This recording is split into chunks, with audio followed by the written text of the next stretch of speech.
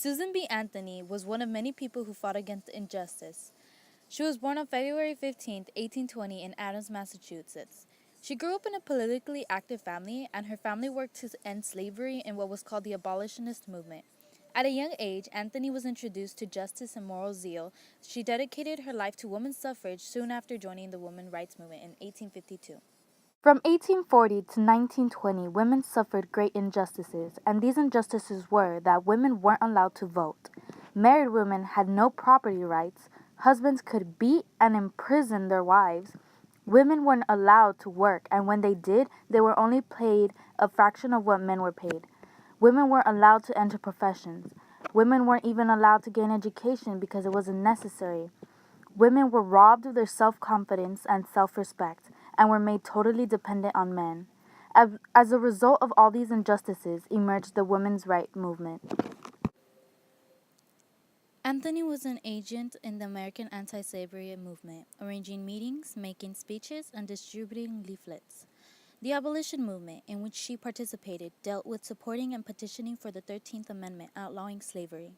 At age 26, she was an educational reformer calling for equal educational opportunities for all people, regardless of race, and for all schools, colleges, and universities to open their doors to women and people who have been enslaved. She was also a labor activist. Anthony advocated an 8-hour workday and equal pay for equal work. She persuaded committees on female labor to call for votes for women. She was called an enemy of labor, mostly by men. She emphasized the importance of gaining the support of organized labor.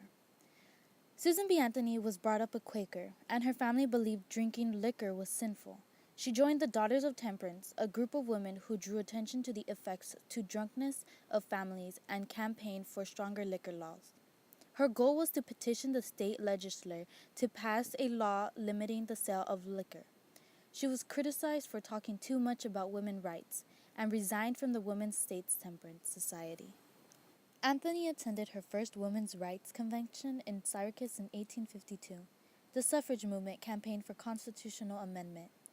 Wyoming became the first territory to give women the vote in 1869. Anthony, 3 of her sisters, and other women were arrested in Rochester in 1872 for voting. This is a photo of Susan B. Anthony, beaten and arrested for voting in 1872.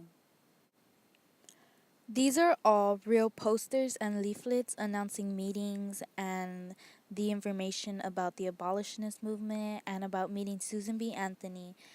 These were all posted up on store walls, on lampposts, everywhere so people can see.